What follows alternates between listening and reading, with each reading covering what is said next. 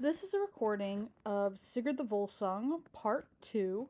That's going to be Chapter 4 all the way through the end, which should be Chapter 7. Chapter 4. Sigurd awakens Brunhild and falls in love with her. As Sigurd rode in search of Brunhild, his fame spread across the northern lands with the speed of the winter wind. Sigurd towered above other men in strength. He carried himself with confidence, and his extraordinary skill in handling the sword, casting the spear, bending the bow, and shooting an arrow were evident of all who gazed upon him. He carried a shield of blazing gold with the image of a red and brown dragon upon it. His suit of armor and his weapons were all of gold, and a similar dragon image decorated his helmet, his saddle, and his armor. Clearly, this was the man who had slain the fearsome dragon Fafnir. Moreover, Sigurd possessed wisdom beyond that of an ordinary human. Since he could understand the language of birds, few events took him by surprise. He spoke with such eloquence and conviction that he could persuade anyone to his point of view. He took great pleasure in pursuing challenging adventures, yet he also loved to help common folk. He was known to take wealth from his enemies and give it to his friends. He was as courteous as he was strong. His courage never failed him, and he was afraid of nothing. Sigurd rode far to the south, into the lands of the Franks. Suddenly he saw before him a great light shining forth from the top of a hill. As he drew nearer, he could see that the source of the glow was a huge fire, whose flames soared towards the heavens. Within the ring of fire, a castle was hung about with shields. A banner floated above the topmost roof. Knowing no fear, Sigurd rode Granny through the blazing flat fire of flame. The shield hall was completely deserted, except for a lone figure encased in a golden helmet and golden armor. The person appeared to be dead. Sigurd removed the helmet. To his amazement, he discovered a maiden beneath the war gear. Her face blushed with the vigor of life, and Sigurd decided to awaken her. He moved her gently, but she remained fast asleep. He then noticed a thorn stuck in the back of her hand, and he removed it. The maiden's eyes opened. She looked appraisingly at Sigurd, undaunted by the helmet of terror on his head. The man who stood before her was fair of face and awesome in stature. His eyes were so piercing that few were comfortable meeting his gaze. A great head of golden red hair tumbled down in heavy locks, and a thick, short beard surrounded his strongly chiseled, high-boned face. His shoulders were as broad as the shoulders of two men. He was so tall that he could wear his sword Graham, which was 7 sword lengths long, upon his waist. "Who are you?" she asked. "Who have awakened me from my long sleep?" "You must be Sigurd, son of Sigmund the Volsung, because you are wearing Hreidmar's helmet of terror upon your head, and you are holding Fafnir's bane in your hand." "I am indeed," Sigurd replied in surprise. "I have heard that you are the daughter of a mighty king, and that you are wise as you are beautiful." Brunhild replied, "At Odin's command I have slept for time without measure, helpless to awaken at the prick of his sleep-thorn. I was a Valkyrie, one of the warrior maidens of Odin who are destined to live forever, and returned with those dead hero to Valhalla in Asgard. The hero would join the other heroes to wait for Ragnarok, when they will help the gods fight the frost giants in the great battle that will bring the end to this world. In my last battle," Brunhild continued, "2 great kings fought against one another. Since the old king was the greatest of warriors, Odin had commanded me to give victory to him. I, however, decided to strike him down and let the younger king live instead. Odin's fury was implacable. 'Because you disobeyed my orders,' he told me, 'never again will I permit you to be a Valkyrie. Instead, you must marry a mortal and live an ordinary span of years.' 'I must marry,' I reply, 'and promise you that I will marry only a man who never lets fear enter his heart.' 'I will agree to that,' Odin replied. 'In your shield hall on Hindfell, I will prick you with a sleep-thorn, and you will fall into a long, deep sleep. A ring of flames will rage around the walls of your castle to protect you.' He added, 'You will sleep undisturbed until the great hero Sigurd, son of Sigmund the Volsung, rescues you. Only he among mortals has the great courage you desire. He will ride through your blazing fire on his horse Granny, who is kin to my own Stepnir. He will be carrying Andvari's hoard, for Sigurd, alone above all men who walk the earth, will have had the heart to slay the fearsome dragon Fafnir and his brother Regin, the master smith.' And what Odin revealed me has indeed come to pass," Brunhild concluded. "I have slept until this moment that you have awakened me." "What knowledge can you teach me?" Sigurd asked. "I have a wisdom that belongs to the gods." "Let us drink together," said Brunhild, "and into your ale I will mix knowledge about life. I shall give you knowledge of war cut upon your sword, knowledge of the sea cut upon the stern of your ship, knowledge for healing for the wounds of war, and knowledge of helping good simple folk. I would advise you to speak carefully and always keep your word. Be kind to your family and friends, even when they injure you, as to win lasting praise. Beware of the presence of evil around you, and remove yourself from it lest it harm you. Be alert to the schemes of your friends so that you will know if one of your wife's relatives hates you and plans to take vengeance upon you. No matter how young he is, never trust the close relative of one you have killed, for even the wolf cub is a wolf. May you prosper with this knowledge until the gods bring an end to your days, Brunhild concluded. May my wisdom bring you success and fame, and may you remember in the future what we have talked about here. Sigurd embraced and kissed Brunhild. You are the most beautiful maiden who has ever lived, and surely you are the wisest of all women, he exclaimed. I swear that I will have you as my own wife, for I hold you very dear to my heart. Then Sigurd, son of Volsung, I choose you above all other mortals, Brunhild exclaimed. You will be mine, and I will be yours. As a token of his love, Sigurd gave to Brunhild Andvari's gold ring. I shall hold your love in my heart for as long as I live, he promised. Brunhild looked at the ring that Sigurd had placed on her finger and replied, We are not destined to be together, Sigurd. I am a shield maiden. I wear a helmet as kings do in time of war, and I fight in battle. While I am enjoying the battlefield, you will marry Gudrun, the daughter of King Gwiki. You will not believe that I shall be tempted by some good king's daughter, Sigurd exclaimed. You alone have my heart, and I swear by the gods that I shall have you as my wife or no wife at all. Thus Sigurd and Brunhild pledged love for one another faithfully, and Sigurd went on his way. Chapter 5. Sigurd forgets Brunhild and marries Gudrun. Then he helps Gunnar win Brunhild as his bride. Gudrun reveals the truth to Brunhild.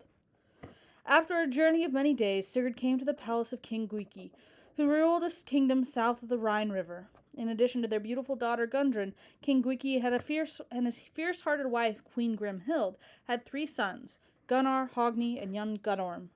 All of their children were extraordinary in both goodness and skill, and the 2 older sons had earned fame through deeds of war.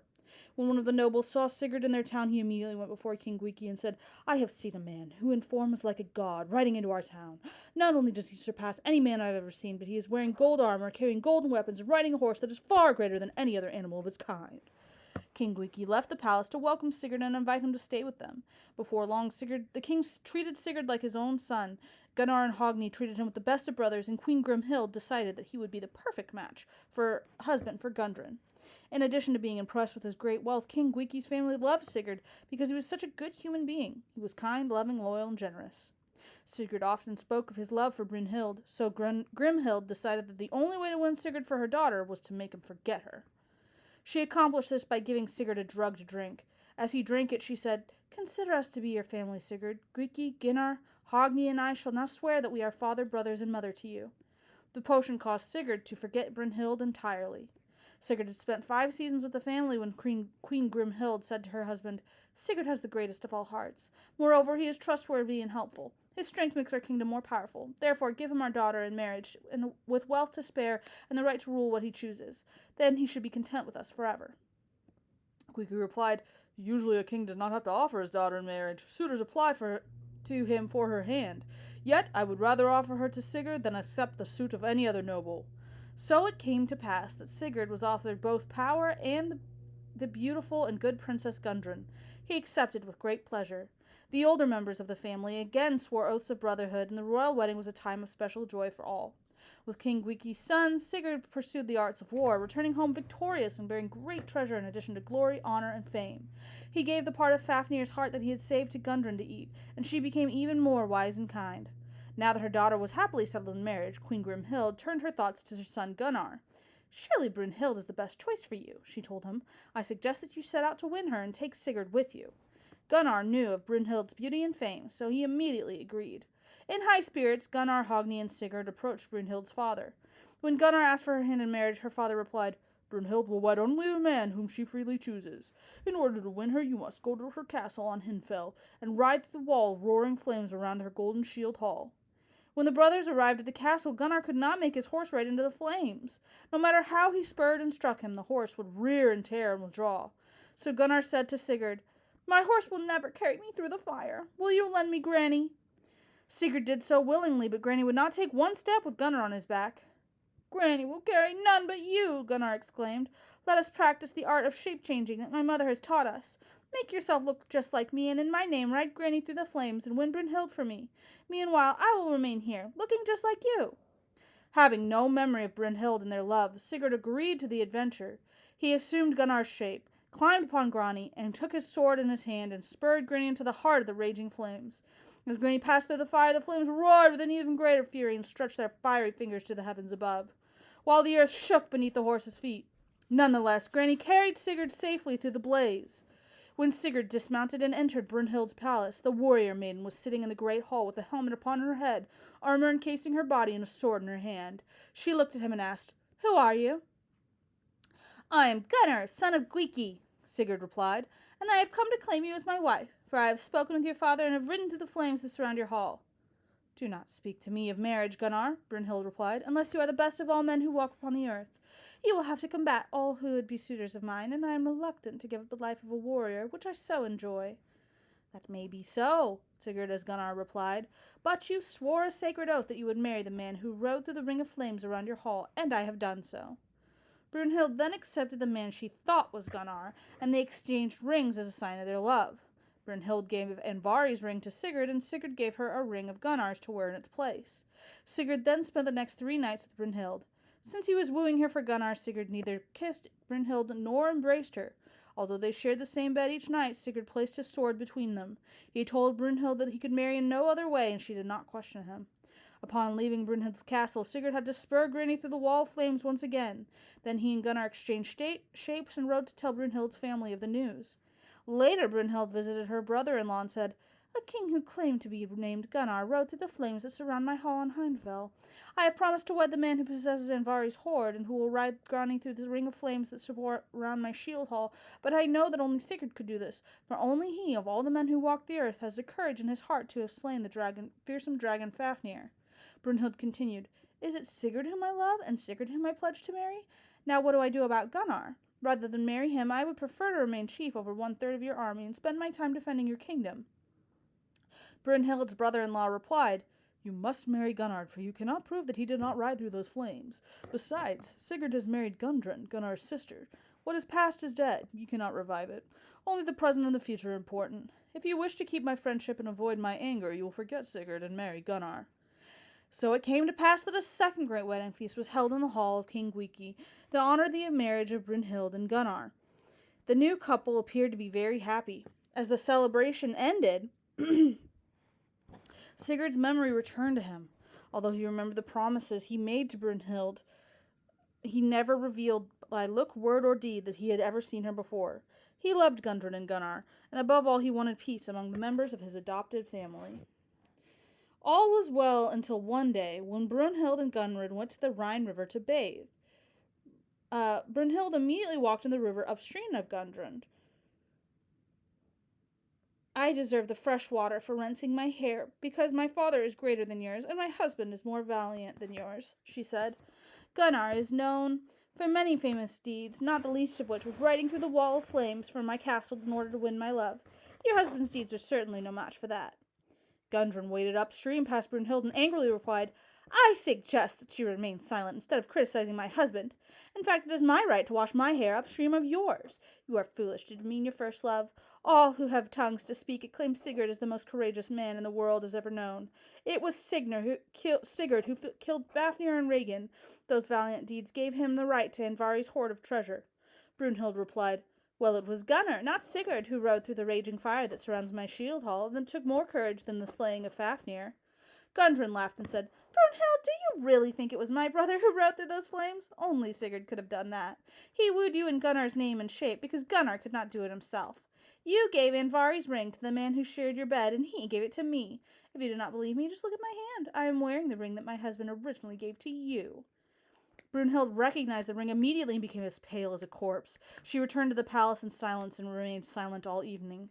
Gudrun later asked Sigurd, "Why is Brunhild so silent? Is she not happy being famous, wealthy, and married to the man of her choice? I think I shall ask her about it tomorrow." "Do no such thing, Gudrun," Sigurd replied, "for you will be very sorry if you do." But Gudrun could not let the matter rest. The next day she said, "What is the matter, Brunhild? Did our conversation yesterday bother you, or is something else the matter?" "You must have a cruel heart to return to that subject," Brunhild replied. "Do not pry into matters that are not good for you to know." "What can you have against me?" Gudrun asked. "I have nothing to hurt you." "I shall not forgive you for having Sigurd, when he belonged to me.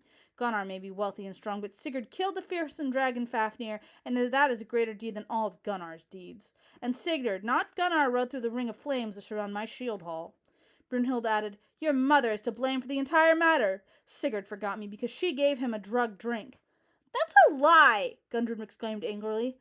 Enjoy your husband, Gundren, because knowing that he would not be yours but for the craft of your mother. I wish you only trouble.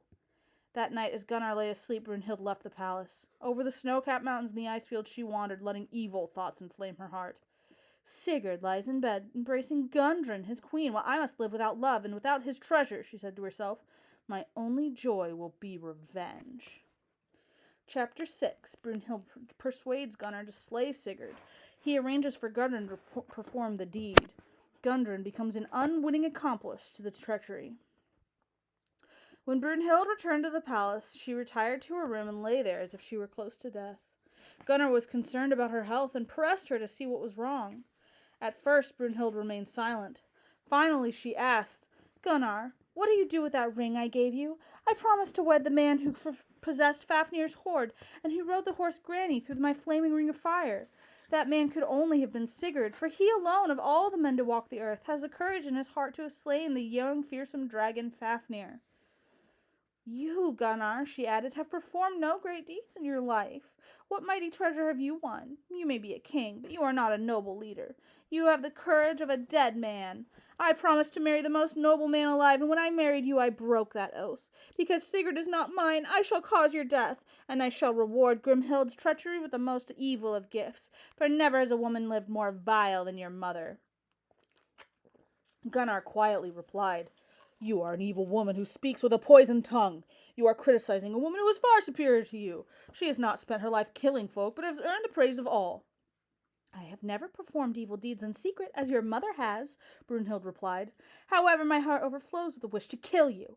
Never again will you find me in your hall happy to be your wife. Never again will you see me playing chess or plying my gold embroidery, drinking among my friends, speaking kind words, or giving you good advice.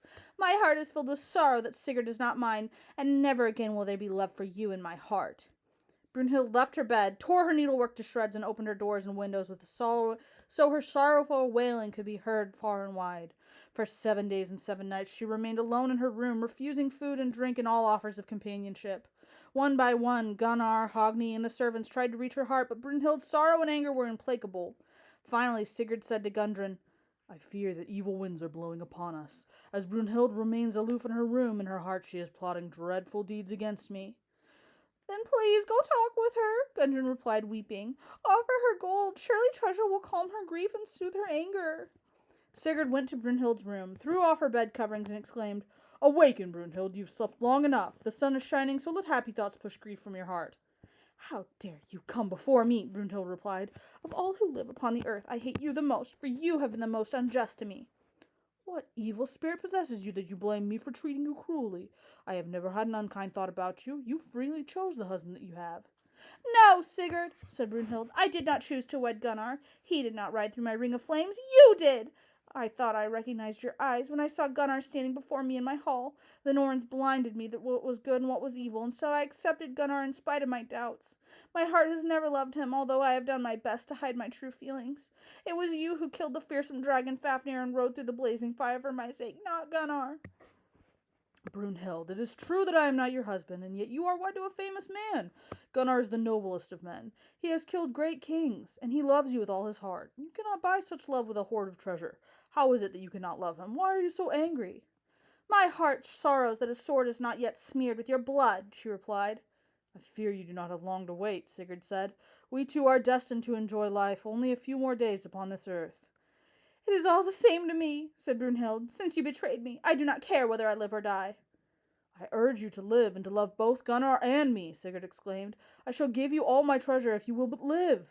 You do not understand the feelings in my heart, Brunhild replied. You, not Gunnar, are the best of all men, and you are the only man I have ever loved.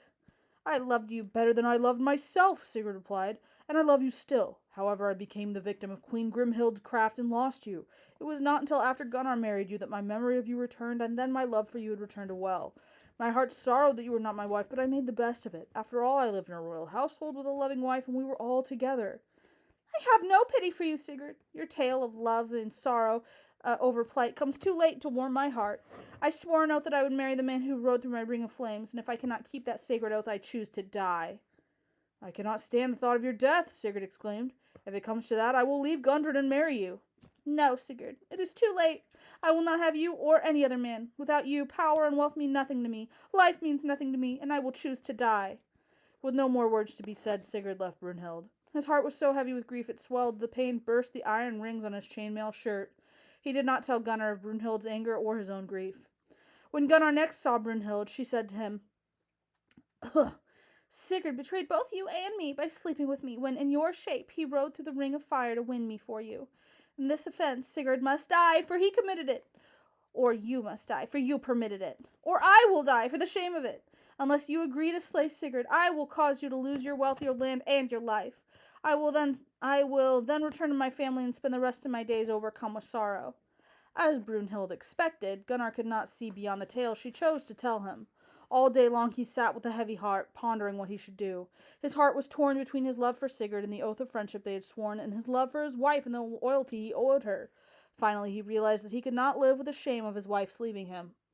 Brunhild is the best of all women, he thought. She means more to me than anything on this earth, and I would die before I risk losing her love and her wealth. Gunnar called his brother Hogni to him and said, Evil times have come upon us. We must slay Sigurd, for he has been disloyal to us. Then we will divide his rule and his treasure between us. Hogni replied, Would you betray Sigurd because you want the treasure that he took from Fafnir? Or are you considering treachery because you want Brunhild's wealth? We are honor-bound not to break the oaths of our friendship with Sigurd. I know Brunhild has persuaded you to do this, but I urge you to reconsider. If you slay Sigurd, you will bring dishonor and shame upon us all. I am determined to do this deed, Gunnar said. Let us arrange to have our brother Gunnar slay Sigurd, for he is too young to have sworn the oaths with Sigurd that we two swore, and he will believe whatever we choose to tell him. No good will come of this evil deed, Hogni exclaimed. Sigurd is an honor-bound man. If we betray his trust, our foul deed will fall heavily on our own heads. Choose between us, Hogni, Gunnar replied. Either we slay Sigurd, or I shall take my own life. Thus Hogni agreed to his treachery. The two brothers called Gudrun before them and offered him great power and wealth if he would slay Sigurd. They used some of the knowledge of the witchcraft that their mother possessed. They chopped into a paste the flesh of a certain worm together and the meat of a wolf and secretly added it to the wine they gave Gudrun to drink. The drug made Gudrun eager to do whatever they asked without thinking of it. The brothers planned a boar and bear hunt as the occasion on which Gudrun would slay Sigurd. When Gudrun heard that Sigurd was accompanying her brothers on a hunting expedition, her heart filled with foreboding and fear. Knowing the depth of Brunhild's rage, Gudrun feared that Sigurd would be the target of her malice. Who can help me protect Sigurd from whatever evil scheme Brunhild devises? She wondered. I can no longer trust Gunnar. He will perform whatever deeds his wife asks of him. Hogni, of course, will support Gunnar, for they have always been inseparable. But Gunnar may be able to help me. He is not particularly close yet to Gunnar and Hogni. Yes, I think I can rely upon him. So it came to pass that Gudrun summoned her youngest brother Gudworm and said to him, I fear that Brunhild may have planned some evil to befall Sigurd during the course of your hunting adventure. Sigurd has always been loyal to our family, and I do not want him to suffer my foolish argument with Brunhild. I have already apologized for my quick tongue. I have always been very fond of Sigurd, Gudworm replied. What would you like me to do, Gudrun? I am afraid of some form of treachery will appear in the hunting accident.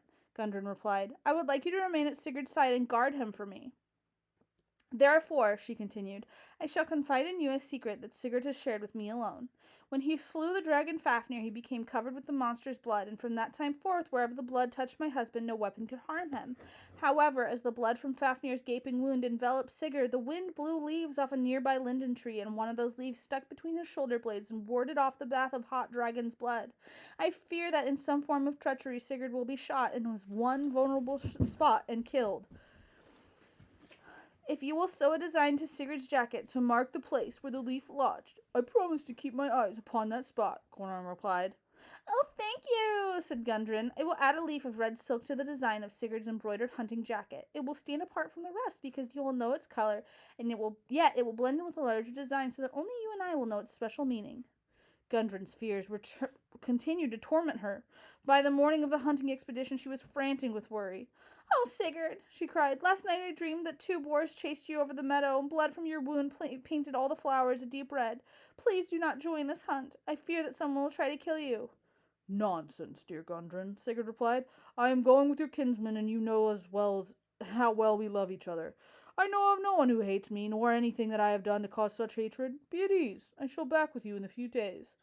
Oh, Sigurd, Gundren wept, you are being foolish. Last night I dreamed that 2 mountains fell upon you and buried you, and I could never see you again. Please do not join the hunt. I know in my heart that someone will try and kill you. Nonsense, dearest wife. You have no cause to fear. Be at ease. I shall be back with you before you have time to miss me. And with these words, Sigurd embraced Gundren and departed. With an air of ease and good cheer, the hunting party headed towards the forest. Once they were deep within the woods, they stopped to discuss the best hunting strategy. Let us divide into 2 groups to double the chances of success, Sigurd suggested. A fine idea, Gunnar replied. Given your skill, let Hogni come with me while Guttorm accompanies you. Then we will be more evenly matched. Sigurd and Guttorm hunted easily and well. Together they killed a number of elk and deer. Then they cornered a great wild boar whose malicious tusks and sharp eyes challenged even the best of hunters. When the animal furiously charged toward Granny, Sigurd slew it with his sword. They had just spied a bear when a horn blast echoed through the trees, signaling that the time had come to get together for supper. We have done so well, Guttorm, Sigurd announced, that I think it is time to have some fun. I intend to capture that bear and bring it back with us alive. That will surprise your brothers, and we will all have a good laugh. Sigurd took Granny as far as he could. When the forest became too dense, he dismounted and chased the bear on foot. Sigurd was so quick and quiet on his feet that he caught the bear and tied it up without even needing to wound it first. He did not even get a scratch in the process. He dragged the bear back to Granny, tied it up with his saddle, and set off with Guttorm to rejoin the other members of their party. When they came upon a stream, Sigurd realized that he was very thirsty. He had not stopped for food or drink the entire day. Because the live bear was attached to his saddle, he tethered Granny to a sturdy tree. He then placed down his hunting weapons near his horse, walked over to the stream, and bent down to take a drink. Guttorm followed Sigurd's lead, walking behind him to the stream, his sword unsheathed in his hand. As Sigurd splashed the fresh water into his mouth, Guttorm suddenly plunged his sword through the red silk leaf embroidered on Sigurd's hunting jacket. The weapon sank deep into Sigurd's back and came out through his chest. Blood gushed from Sigurd's back and chest. The stream waters ran red, and the ground was drenched with blood. Furiously, like an enraged, wounded boar, Sigurd then turned to kill his murderer, but his weapons lay by the tree, and he was too weak to reach them. Thus the greatest of heroes fell with his death wound among the wildflowers, while Guttorm looked on from a safe distance. The boy gazed at Sigurd with growing horror. The effects of the drugged drink wore off, and his judgments returned. Guttorm, Sigurd whispered, hear my last words and remember them well, dear boy. You are the only the arm of Brunhild's treachery. My uncle told me of my fate long ago, and Brunhild warned me, but I was blind to their words. Few among us can recognize our own destiny, and those who attempt to fight their fate are condemned to lose. Sigurd added, I swear to you that I have never harmed Gunnar in any way. I have never been more than a brother to his wife, and even though she loved me above all other men, I have always honored our oaths to one another. Return to your kin with these words, for you have killed an honorable man this day. Sigurd sank back upon the blood-drenched flowers. Death quickly stole upon him, for he had no weapon and no strength to keep it at bay. Guttorm rode off to fetch Gunnar and Hogni. When they returned, they found Granny standing with his head bent low over Sigurd's body. They placed Sigurd with his golden shield and prepared to return home. Gunnar said, Hogni, when we return to the palace, describe how Sigurd went off hunting alone and must have been surprised by robbers as he drank from the stream. Then no one will suspect that we are to blame for this foul deed. Chapter 7 Guttorm confesses his treachery, Brunhild reveals the future to Gunnar, and then commits suicide. Gundren mourns Sigurd's death, and the corpses of Brunhild and Sigurd are burned together. When her brothers returned to the castle bearing Sigurd's corpse, Gundren was overcome with grief and anger. Your tales of robbers may be true, she said, but let me see you stand before Sigurd's corpse and proclaim your innocence. If you are guilty, his wound will condemn you by gushing forth with fresh blood. When next you ride off to war, she added, in vain you will wish that Sigurd were by your side to help you. He was your strength, and without him you will no longer prosper. Now look upon the corpse of your brother and swear that you had no part in his death.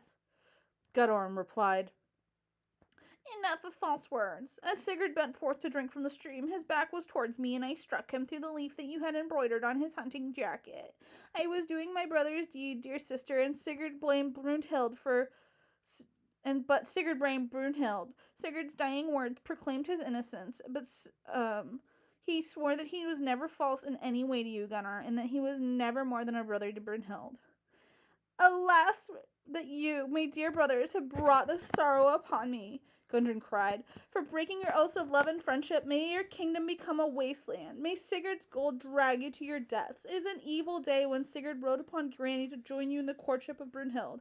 That woman is surely the most hated of all folk. She destroyed a brave man and has brought nothing but sorrow to his wife. Hogni exclaimed, Our destiny is unrolling before our eyes. Nothing good will come of this foul deed while we are yet alive. By now, Gunnar had great misgivings about the murder he had instigated. When he heard Brunhild's mad laughter, he said, You laugh like one whose heart is made of stone. You must be evil to the core of your being. How could you feel if you killed your brother, Atli, and then had to look upon his corpse? Atli will not die before my eyes, Brunhild responded. He will outlive both you and Hogni and will become a greater king. As for me, I shall take my own life. Choose life, not death, Gunnar pleaded. I offer you all my wealth. When his wife would not listen, Gunnar asked Hogni to convince her. But Hogni said, Dude, let Brunhild die as she is determined. She has brought nothing but evil upon us. On the day the corpse of Sigurd was given to the fire, Brunhild collected the treasure she possessed and called everyone before her. She picked up her sword and plunged it into her side beneath her armpit and lay back, calmly waiting for death to claim her. Come, she said, let all who wish some treasure come forth and take my gold. Then she said to Gunnar, While I still have the wind of life within me, I shall tell you of your terrible future. You will ride into the arms of the enemy, and evil times will befall you and all your kin. For you broke your oath to Sigurd when you killed him, and you rewarded his loyalty with evil. Even when Sigurd won me for you, he was loyal to you. For 3 nights he slept in my bed. He placed between us his sharp-edged sword Graham as a token of his honor. You will force Gundren to marry my brother, Atli, against her will, and she will give him Andvari's ring. Atli will kill you to acquire Andvari's hoard, but in order to prevent the treasure from falling into his greedy hands, you will bury it at the bottom of the Rhine River. Gundren will avenge the deaths by murdering Atli and his sons. When she casts herself into the sea, Andvari's ring, like the rest of his treasure, will return to deep waters. Thus, death will take you and your kin, and the return of Andvari's hoard to the deep waters, the dwarf's curse will end. Brunhild concluded, Carry my corpse to Sigurd's funeral pyre. Place rich tapestries and golden shields around the pyre. Then place me next to Sigurd, with his sword between us as it was when he slept with me in my shield hall. We shall burn as husband and wife and leave this earth together. With these words, Brunhild died. Meanwhile, Gundren sat dry-eyed and silent before Sigurd's covered body. Many queens came before her and spoke of their own loneliness when faced with the death of a loved one. They hoped that the warmth of friendship and the sharing burdens would make it easier for her to accept the common lot of all human folk. Finally, Gundren's sister pulled back the funeral shroud and said, Look upon your husband, Gundren, and kiss him, for I know no love as true as yours among all who walk the earth. Sigurd was your greatest joy. Then Gundren's heart melted, and her grief flowed from her eyes in a torrent of tears. May Sigurd, she cried, towered above all men as a stag stands above all beasts. He shone as gold in the presence of silver. He was the brightest jewel worn on a band, the most precious stone worn by a prince. Gundren continued, As long as Sigurd was alive, I was held in highest regard by all noble warriors. Now he is dead, and I am no more than a lone willow leaf lost among a multitude of others on the tree. Like the leaf stripped from a twig, my joys have been cut off, and no further nourishments will they give me until I die. I miss my husband's sweet words, his love, and his friendship. When the mighty pyre had been kindled, Gunnar did as Brunhild had wished. The corpse of Sigurd was placed upon it, along with the corpse of Brunhild, and Graham was placed between them. As the flames rose aloft, raising their rosy fingers to the heavens, they consumed the wood and flesh alike. Thus Brunhild burned by the side of Sigurd. She had joined in death the man she was destined to never have in life. As for Sigurd, his fame will last as long as folk live upon the earth.